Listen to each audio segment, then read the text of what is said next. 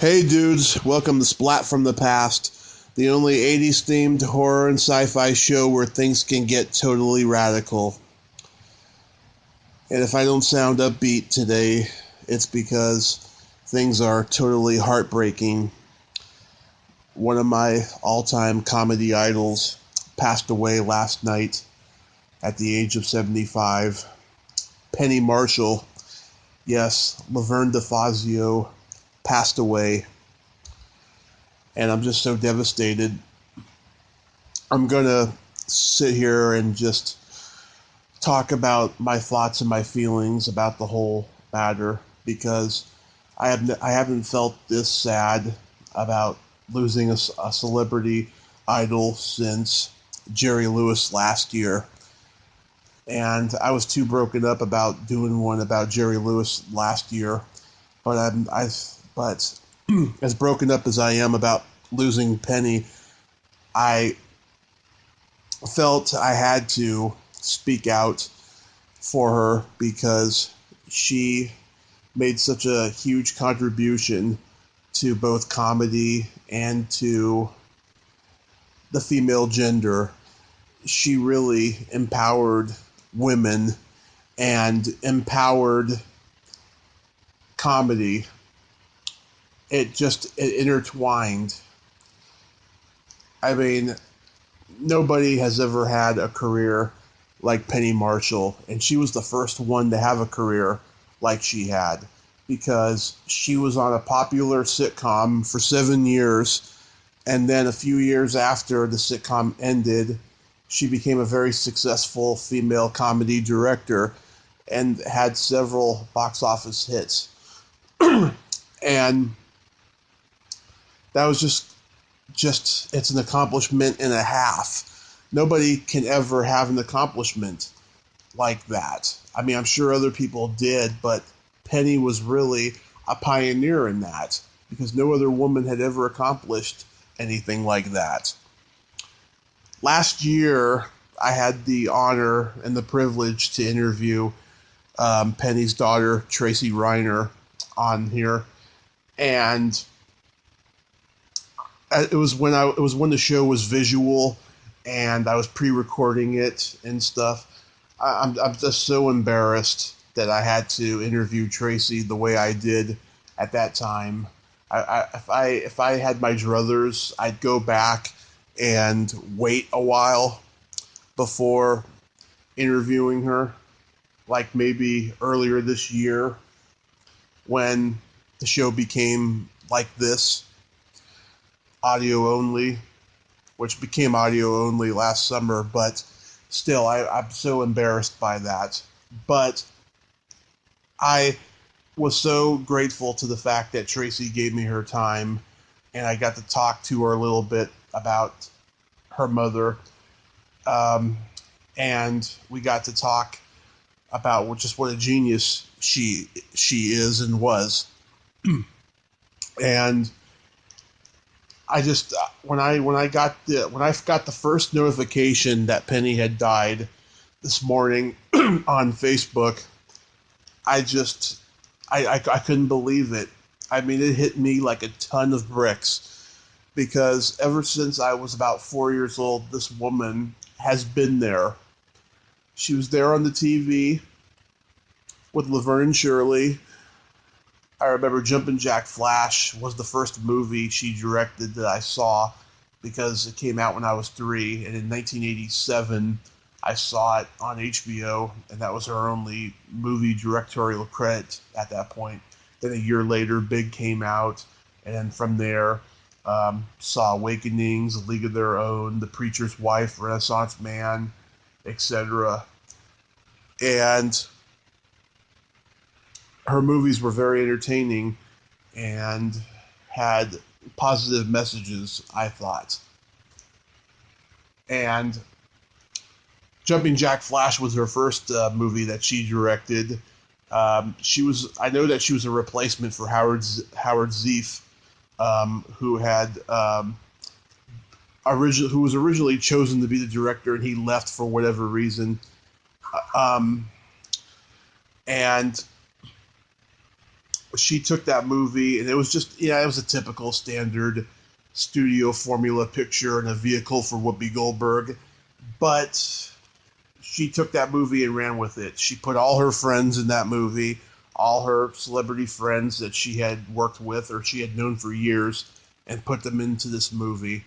And, her era of comedy that she came up in for Laverne and Shirley, that was the last golden age of comedy. And I hope I'm not alone in my opinion when I say that. And not only that, it's a very, very poignant and very sad representation of just how the current state of Hollywood is, because it was also probably the last generation of true camaraderie in show business. Because on Laverne and Shirley, everybody knew each other previously somehow. Her brother Gary was the producer, creator of the show. He put his sister in it. Cindy had, legend has it, had gone on a double date with Penny and her ex-husband Rob Reiner years before that. And so she got on the show from that. And plus they had written some script somewhere for something at some point. And they knew Lenny and Squiggy because David Lander and Michael McKean had been at, what was that theater group that they were in with Rob Reiner?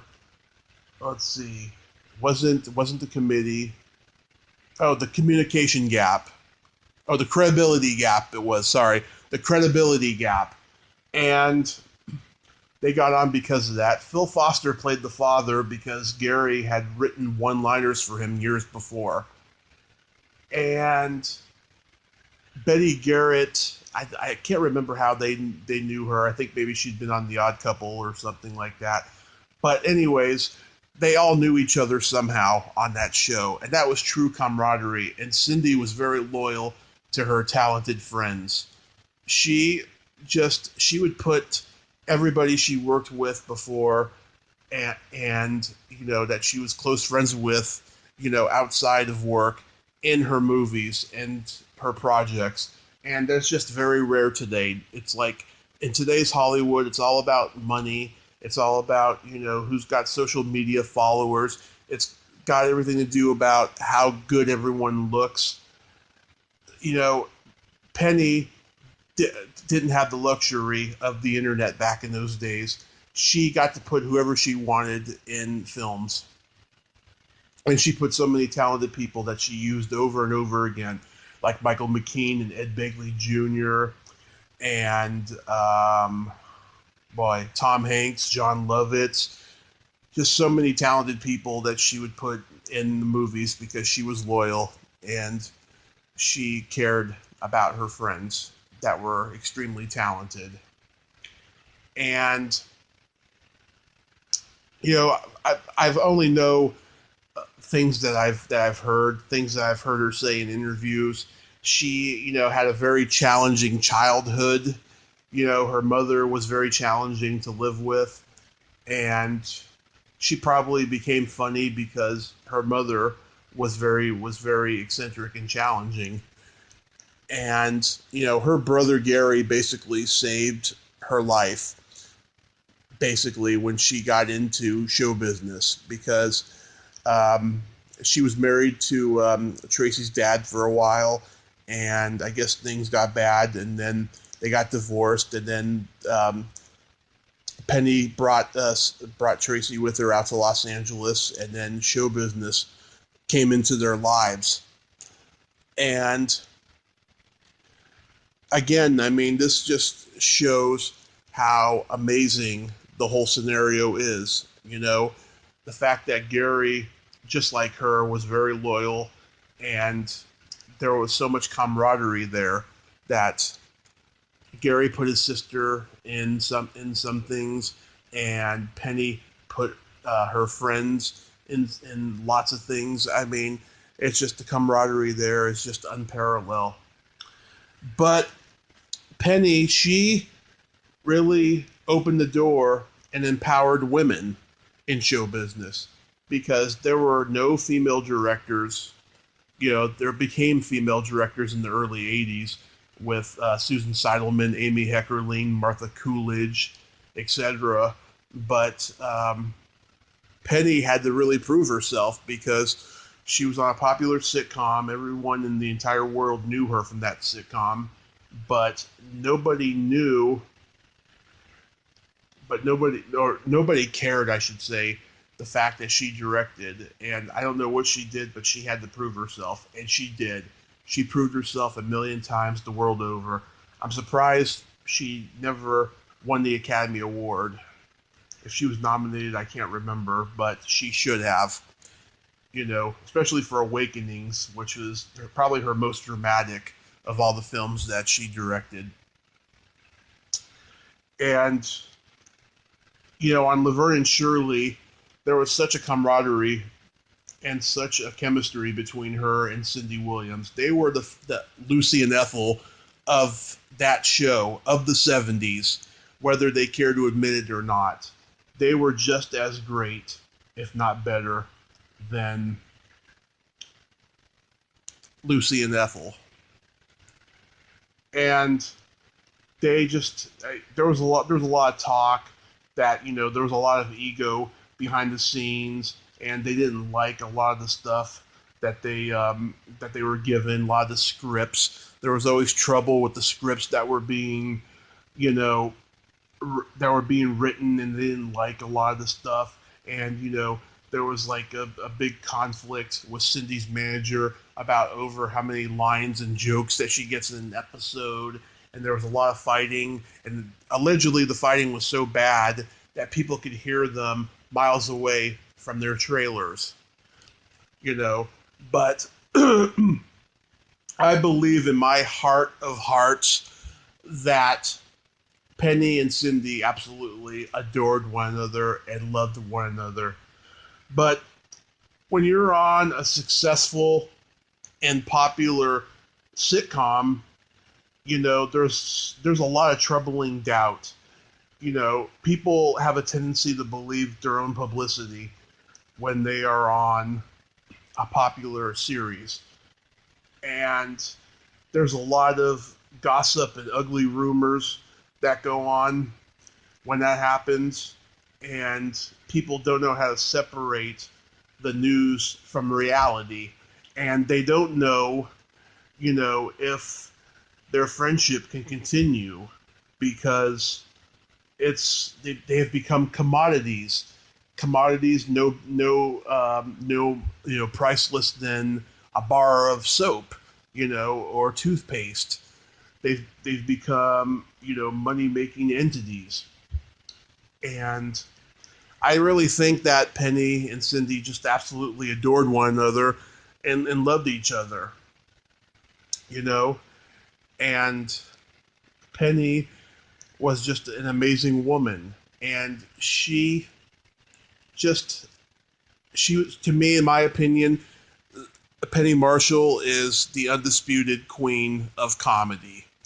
Because not only was she great at telling jokes and doing physical stuff on Laverne and Shirley, she also had an eye for talent. I mean, look at all the great talent she's got in her movies. She worked with Whoopi Goldberg, Tom Hanks, Robin Williams, Robert De Niro, Denzel Washington. She had an eye for talent. And, she was just an amazing woman for that. There's no other way of putting it.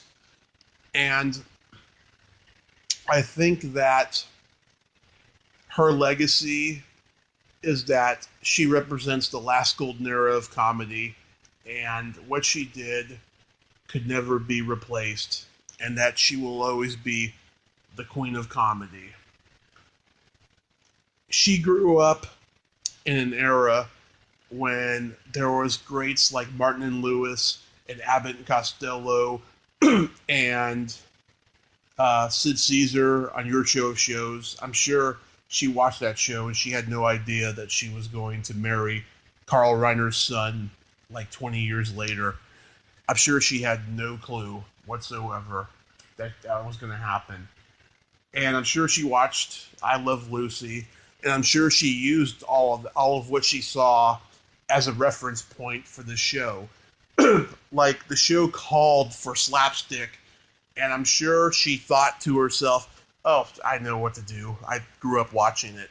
And I'm sure she used all of what she saw for the show, and she guided Cindy through it because Cindy was not a TV actress. She was a movie actress, and she was, you know, quote unquote, marking herself down for television, Cindy.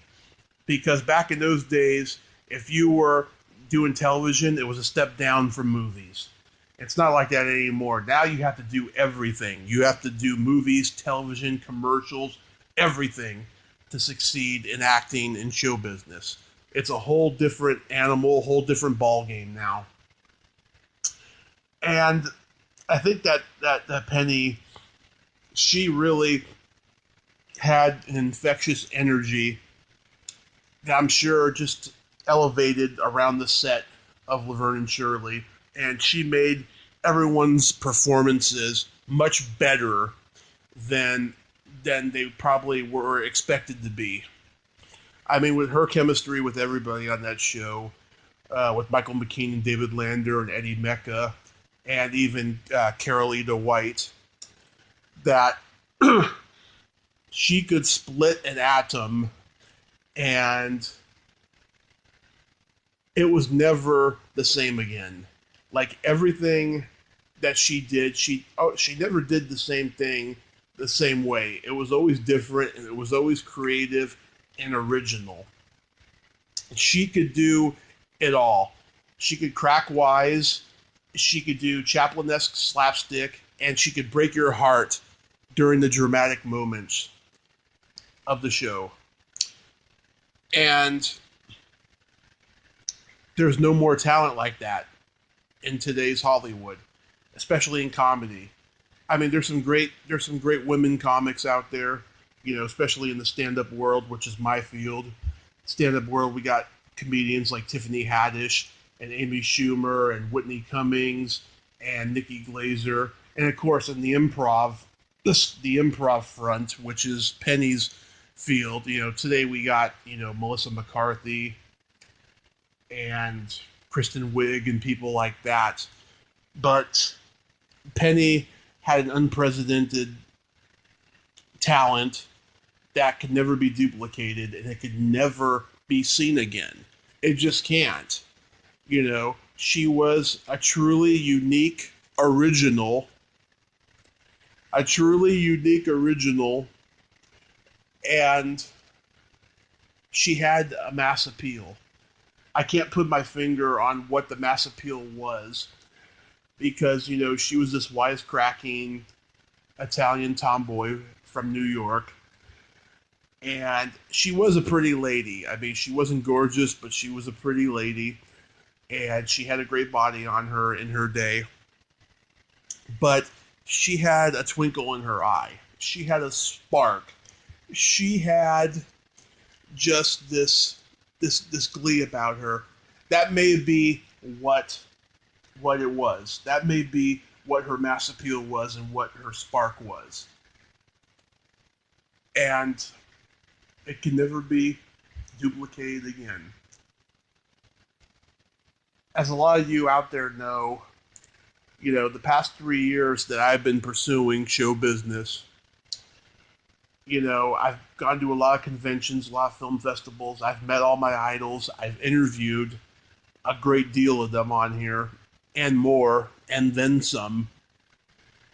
One of my biggest regrets was I never got to go to an autograph show when Penny Marshall was still doing them, and I never got to meet Penny.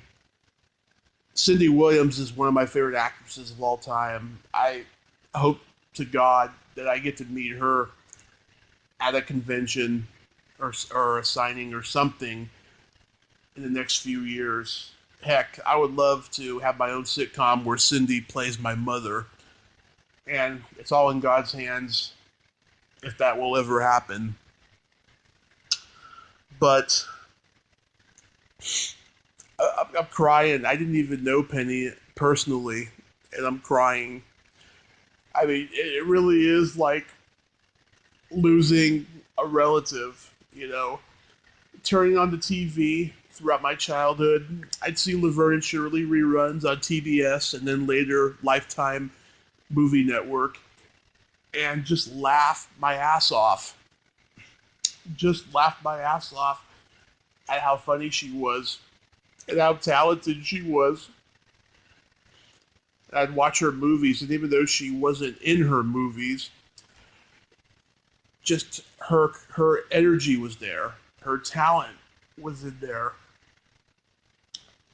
I feel really bad for Tracy and the rest of the family who have to endure this tragedy. I know that Penny was best friends with Carrie Fisher, who passed away 2 years ago. Carrie passed away before I could meet her at a convention as well. And I feel so bad about that.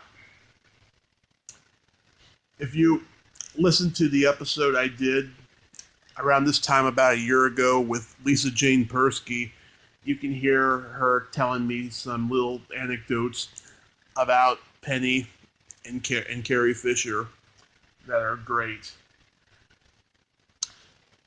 But I just, I knew a day like this would be coming for quite a while. I knew it was. I just didn't know when. I didn't know when it was going to happen. She turned 75 2 months ago. I was hoping she'd make it to 90. I didn't know the volume of her health issues. I didn't know that it was going to last only, she was only going to last a short time. I think she made a documentary about Dennis Rodman like a year ago, and that was her swan song. I haven't seen it, but I'm almost curious to see it. She loved sports, from what I've been told. Penny Marshall loved sports, and she used to compete in Battle of the Network Stars, and Jimmy Walker used to compete with her. I heard him say in an interview once, and she was a very competitive athlete, very tough competitive athlete. That was said.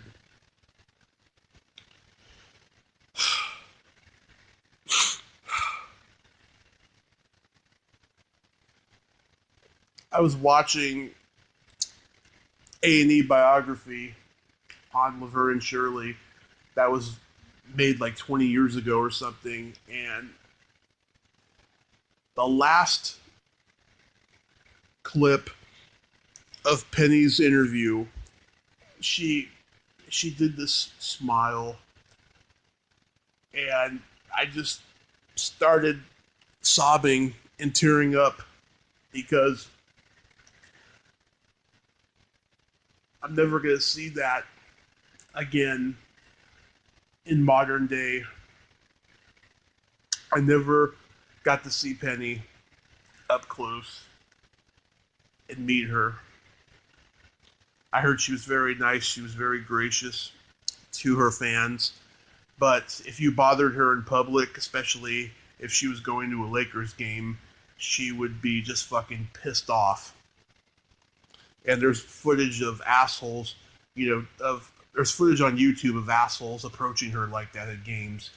And I thought that was really disrespectful. I wish somebody would flag those videos because they are just disrespectful. But, God.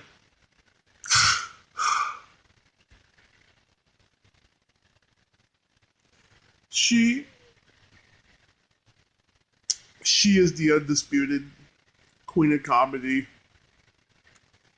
and nobody will ever take that away from her.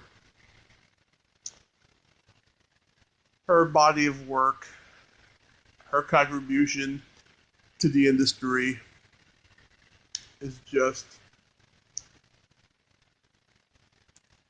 unmatched. She will always be loved by me.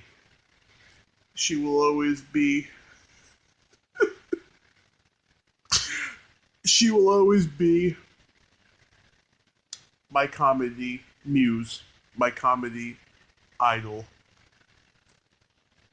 my sitcom idol for that matter. She will always be Laverne DeFazio. Rest in peace, Penny Marshall. You don't have diabetes anymore. You can enjoy milk and Pepsi again. You did it your way. You made your dreams come true for me and you.